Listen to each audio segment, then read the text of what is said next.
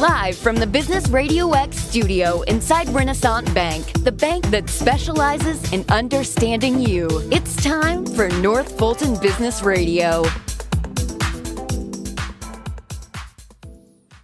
Hello, everyone. Welcome to another edition of North Fulton Business Radio. I'm John Ray, and this is going to be a good one, folks. Michael Miller is with us. Michael is the Bowtie Banker. He's with Embassy National Bank. We're going to find out how he got that moniker here shortly. Michael Miller, welcome. Good morning, John. Glad to be here. Thank you. Yeah, glad to have you here. Let's talk about you and your work at Embassy National Bank. How you serving folks? What I'm doing, I do a couple things with the bank. The one that most people know me is as a business banker. That means I go out and I work with businesses, helping them with their banking needs. And beyond that, I also help them get in contact with other businesses around the area because I can't service everything a small business might need. So that's why a lot of times you'll see me at chamber or different networking events, so that if I have my client and they say, Mike, I need help with my heating and cooling. Can you point me in the right direction? I said, yeah, I got a few people I can hook you up, or various different services. I try to be more of an advisor or as a trusted resource to my clients or even the prospects out there or people I run into. Yeah, that's terrific. I want to get more into that in a second, but let's talk about your backstory and what your career arc looks like, why you got into banking, what keeps you energized. The one thing that keeps me energized is I work with entrepreneurs every day, and there's never a day that is the same like the one previous or the previous to that one. But I got into banking years ago. I've been in it by about 30 years now. Back when I got into banking, you worked your way up from being a line teller, taking in the deposits, and then you would find someone to help mentor you. And so I did that very same thing over the years. But what led me into banking was I grew up in a blue-collar area of Kansas City. Okay. And at that time, bigger banks were taking advantage of the people in that area because a lot of times they might be first or second generation immigrants. And my mother was a second generation immigrant. So I had heartstrings to that community. And I saw how banks were taking advantage of the business owners. And I figured, you know what, I'm going to get a degree and come back and be a banker and actually help them. And what I did is I explained the terminology to the business owners, what these bankers were saying to them. Because bankers are notorious for using jargon. Come on. I'm shocked to hear that. But there's one thing that's always nice. I might meet someone for the first time, and I'll tell them, if you talk to someone else, they may use this term or that term, and this is what it really means.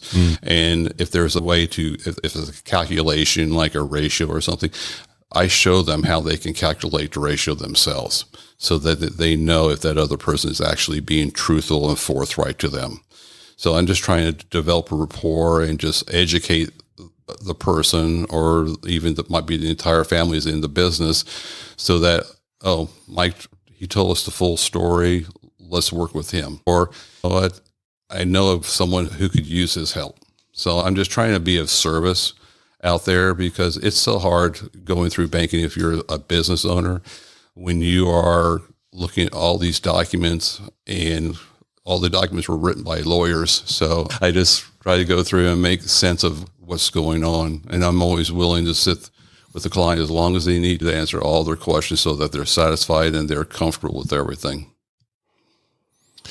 Yeah, that's a compelling background, because as much as banking has changed. Yeah. And I think a lot of banks have come on, like Embassy, that are smaller, therefore they seem to be a lot more, as a whole, they're just a lot more oriented toward the client and more client-centric, and they have to be. And that's a good thing, right? Oh, yeah. I used to work for large banks when I was in Kansas City. And then after a while, when I was not able to service clients because they didn't have enough business with the bank, I said, it's time for me to go work for community banks. And my peers did the same thing. We've all gone to community banks so that we can actually work one-on-one with business owners, helping them actually get the funding that they need, helping with their various kinds of checking accounts. And it's just, for me, is more of a mission to help these business owners, because you might know your business, but you're not going to know banking. So you need a partner who's going to be there. They're going to have your back. And be honest with you, you know what? You need to go someplace else for this service versus trying to be someone who puts them into something that's not going to serve their needs. Yeah, that makes a lot of sense. Let's talk about what with small businesses, and maybe the way to start this out is just to talk about the mistakes that you see small businesses make in their banking relationships. What are some of the things that business owners need to do to make sure they've got a good banking relationship when they need that loan or they need that help? What I can always say is talk to a business banker before you need them. And that's one of the biggest things. Start interviewing the different people around. Ask your friends, who do they work with? And start interviewing and talking to them. Then that gives you a basis you feel comfortable which bank to work with. But always for small business owners is look at your personal credit, especially if you're trying to get financing to help your business. That's always going to be a big key. Is your personal credit. Even though this is a loan to your business, do that. Also, have a business plan right there. And I always direct people, if they never heard about a business plan, I said there's a great group called SBA, and they provide free webinars on helping you how to address things in your business. And one of them I see all the time is maybe a 30-minute or an hour webinar on how to create your own business plan.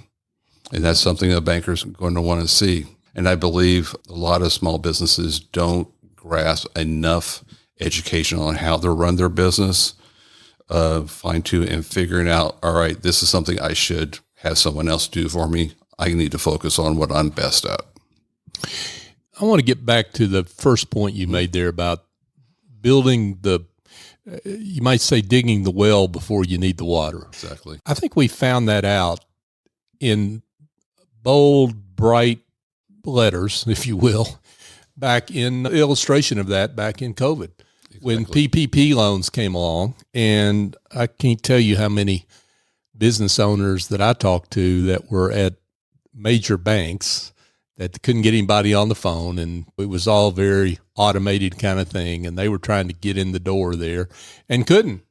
And in some cases, they were actually customers of the bank. Exactly. And so that's a great example of how you really need those businesses that got to the front of the line for PPP loans are the business owners that had the relationships already. Exactly. And during that same period, I was working 12 to 14-hour days processing PPP loan applications for our clients, not to mention I had a couple of clients where I was having hour-long conversations every single day. And I was out of the office for a month and a half. But that's what we did. And Sure. we took care of all of our clients. And I had friends who were at the bigger banks. And I suggested to them, after all this is settled, find a local bank to work with, just so that you have something. If, God forbid this ever happens again, you have a local bank that you can go to and they'll take care of you. Well, and I think business owners look at that and say, that's a extraordinary circumstance and so forth. But it really does help when your banker has familiarity with you, has a relationship with you, has some history with you. When it comes time to when you do need that loan, it doesn't change the numbers and the credit score, but what it does do is help. If something's on the fence, it really helps in that regard. Exactly, because your business banker or your loan officer, they're your cheerleader when they have to go in front of the board of directors and present your story. And that's how I explain to my clients, I'm presenting your story, so I'm going to ask you a lot of questions. So I know your business as good as you know it, so that if anyone asks me a question out of the blue, I can answer it for you. And that's just what I do, and I go above and beyond for customer service to my clients. And they'll call the time when they really need someone that we might not have COVID again. It is when you have something, a road bump that hits your business, and you have that banker that you can call, you can text, or you can email, and they'll respond. Folks, we're here chatting with Michael Miller. Michael is with Embassy National Bank. He's the bow tie banker at Embassy National Bank. I guess you're the bow tie banker regardless, right? Yeah. Yeah. So how did you get that moniker? Besides the fact that you wear bow ties. Yeah. When I moved to Atlanta 10 years ago, I've said in my mind, I need to learn how to tie a proper bow tie. I'm here in the South. I went to an event, learned how to do it. And when I started going to networking events, there's always a supply of bankers there. And I always say banking is a commodity. Every bank's going to have the same products as how you present yourself. So I decided I'm going to go ahead and set the brand out as the bow tie banker. And after a few weeks, I started showing up to chamber, and they didn't call me Mike. I said, "Hey, bow tie." It worked. It worked fast, right? It worked. And I've even had people call me out of the blue and reach out to me on LinkedIn. And they said, "Hey, we love your brand, the bow tie." Then I always get the question, "How many bow ties do you have?" And I said, "That's hard to tell. I'm always getting a few new ones in." I thought we were going to find out that secret on this show. I think we're around 60 right now. 60? Yeah. Wow. So what's your goal? Have one a day so you don't have to repeat yourself through the year, or what? No, I just keep on seeing different ones and okay, different looks. And I even had one. I went to a dog rescue event, and I had one that looks like Andy Warhol. It says "love," but it's got dog faces in it. I love it. I love it. So let's get back to something you said about presenting a loan package to the board of directors. Now, this is not something that happens at the major banks, the big mega banks, Right. When it comes to a small business owner. You know what I'm getting at. Talk about why that is and what I'm talking about and the advantage that gives that you give small business owners in that regard. Yes. In larger banks, which I've worked in, is that you may have a certain level of management you reach up to, and they may be an executive vice president. You might have a few of that level, and you present to them, and that's as far as it goes. In community banks, I have access to the chairman, I have access to the board of directors, and I meet with them. And I've been at the bank 9 years, and they've trusted me with when I say, this is a good client, or this one has a little bit of a hair on the deal. Mm-hmm. This is how we can make it work. And my knowledge of that borrower or that client is that they trust my judgment, because I've been in this business for 30 years and I address everything, the good, the bad, the ugly. And it comes down to a lot of times, "Mike, do you feel comfortable with this one?" I said, I wouldn't lose sleep over them. And that's when they said, "Okay, let's do the deal." I've done everything in banking. And one of the things I did before getting into lending was I did collections. So I had to work with customers that run into a tough time. And I've been through it, and I've know when people are telling me the truth. And that's why I can say I'm not losing sleep over this client. This is one that I would bet the farm on. Yeah. And what you're describing is that the management of Embassy National Bank knows you well. That's really not quite the case at the mega banks, right? Where they've got thousands of loan officers. And so there's not much street cred, shall we say. Exactly. Right? When it comes to pitching for the bank to take on that risk, take on that loan, and extend it to a customer. Yeah. And a lot of times I've been working with these clients 8-9 years, because I've been there that long, and I can tell the backstory. And that's why I'm in contact with these clients all the time. I'm always trying to find out what's new. Sometimes I know when they just had a new grandbaby, and know how old they are. I know when they're going on their trip to Alaska and they're going to be off the grid. There's no phone access.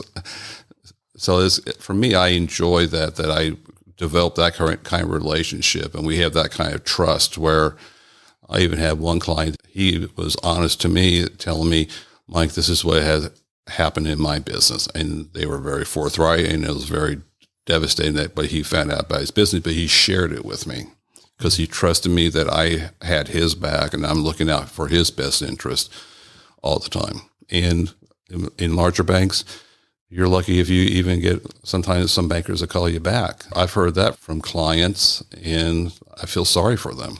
So you talked about establishing the relationship before you need the credit. Yes. And digging the well in advance. How do you do that? What advice do you give a small business owner that says, wow, I like what you're saying, Mike, but I don't need any services yet, I don't think. So tell me what I need to do.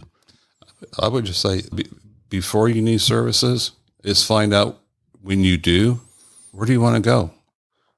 Just ask your other people who are entrepreneurs, who they use, and just get it down to maybe 2 or 3. And then when you have a need arise, you need some financing, temporary financing, or you're looking to buy a building or equipment, then the couple 3 to really talk to. And okay, these are okay people to work with. The bank's got good reputations around the community. So that's always the first thing. And even for people who are not in business yet, they're just thinking about making the jump to entrepreneurship, that's especially helpful because you might not need financing, but you're always going to need some place to store your money. So, that's what, for me, it's like I always ask the business owners, how can I earn your business? I'm asking them for an opportunity. And business owners like that when I've said, how can I earn your business? Not taking it for granted that you're going to come work with me. And they said, well, we only have a checking account. I said, that's all I want right now. I said, this is a relationship. I'm going to be here for years. I want you to be my client for years. Mike Miller is with us, folks. Mike is the Bowtie Banker. He is a business banker at Embassy National Bank. What is a lot of people say they build relationships and they want to be a trusted resource. You mentioned some things that you do in that regard, but I'd love it if you could dig a little deeper in that and how you yourself do what you ask of clients, which is to build the relationship before you need it in a lot of ways, right? Yeah. Yeah. What I do in building the relationship is sharing information that will help a business owner before they need my assistance or any other banker. Many times at Chamber, when I'm talking to people and I'm mentioning the SBA and their free education information that's available. There's also a group called SCORE, which actually they mentor business owners, and it's free service. So these are retired executives that have worked in the industry that you're going to be going into or are in, and they help you navigate pitfalls. And that's what I do with banking too, is when I start seeing my clients or prospects, things that they're doing or they're not doing. And that's when I kind of step in and say, you might want to watch out for this. You're going to watch out for that. I've seen this happen before over 30 years, and it could be devastating. And just try and point them in the right direction. And it's like, all right, you need a really good CPA to take care of your books for you. Here are a couple of names of people who I trust, and one of these is my own accountant. So it's just more, I think, for me, is trying to come across, show them that I'm trying to help them in their business for being in entrepreneurship.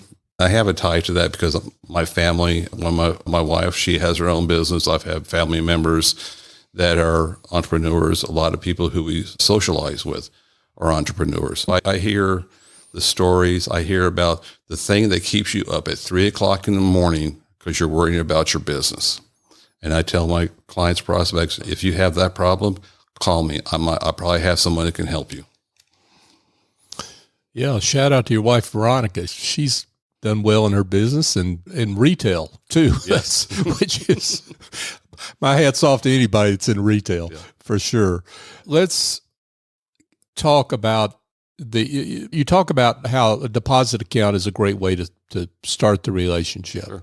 But then there's there's the rapport, the personal rapport, and getting to sharing what you're up to with your business in advance. How much should you share? I always say share what you're comfortable with. It's just like any relationship. You start off and you're just like, okay, I'm going to see how much I can really trust this person. But over time, you show that you're credible at what you say is the way it really is. And then you build more and more rapport with that client. And then, okay, they release more information, just like the client I mentioned earlier who had something devastating going on with their business. They felt comfortable with me because of over all the years. That's what it goes for. That's why I say I build relationships. And these are not just because I work for X bank that you're going to trust me immediately. It takes time. Yeah. I mean, you just don't do that. And I don't expect people. And that's why I was mentioning, I asked people, I said, there's a chance to earn their business. Give me a shot. Yeah. And I always say, give me a shot with one checking account and to see how I do. Yeah. And to see how, if you call me or you reach out to me, how quick do I respond? And that's a big thing. I have one client, she could go anywhere in the United States to bank and they would take her in at any time. Her assistant calls me up and says, Mike, your client wants to talk to you. I'm like, okay, when? She says, how about 5 minutes? We'll send you a Zoom link. And I said, all right, let's do it. It's that level of service, taking care of a client. It doesn't matter if it's my top client, middle level client, they're all clients. They all deserve the same respect and the same care. Mike, tell us who are good client fits for you and what are because you are a community bank, so you're not, by definition, you're targeted towards small, medium-sized businesses. So talk about what the characteristics of those businesses are. The businesses that I really try to have referred to me is anytime someone hears that business is not being taken care of by their bank or they're not being serviced well, I said, that's a referral to me. I've worked with so many different businesses over the years. We have hotel clients, convenience stores, manufacturing. So it's a little bit of everything. And not to mention that we service all of Georgia and all contiguous states around Georgia. So we have for a community bank, we have a pretty large footprint on the clients. I've traveled down to Florida, Alabama, North Carolina, South Carolina, and Tennessee. So there's clients all over that are part of our family or our clients. So it's interesting because every area is a little bit different. The businesses are very dramatic. Like I said, we can go from a hotel client or to a family that is running a chicken farm. So that's one thing that's interesting about community banks, that there's so many different businesses and we have such a level of experience at Embassy. In our lending group, I believe right now we have, if you add up everyone's experience, we've got probably over 350 years. Wow. And that's one thing that people just do not really anticipate at a community bank. But what you have is you have a lot of experienced bankers. I would love it if you could share a success story, one that helps illustrate the great work you do. The success story, I would probably say, this early on when I was working at the bank, I was out there. What we call site visits. We just visit our clients once a year, make sure everything is looking well. And it's just going around, just talking to the owner. He showed me it was a daycare out in a rural part of the metropolitan area. And it just happens like, hey, anything we can do to help you? I say, are you looking at doing any expansion? I said, you're pretty much busting at the seams right now. He says, I do want to add on here. He says, really? I said, okay, how much do you need? And he gave me the dollar figure. I said, okay, we'll make it happen. And then we made it happen. And they even went further. And then probably within a couple more years, he sold it for a huge profit. Wow. So that expansion that you financed was the difference between a nice exit, but a fantastic exit. A very nice exit. Yeah. That's fantastic. Wow. What great work. Michael Miller, folks, with Embassy National Bank. Mike, this has been great. Appreciate it. Yeah, I can't imagine, though there aren't some folks that wouldn't want to be in touch. So let's tell them how they can find you. Okay. You can find me, you can give me a phone call at 770-500-1270. That is directly to my office.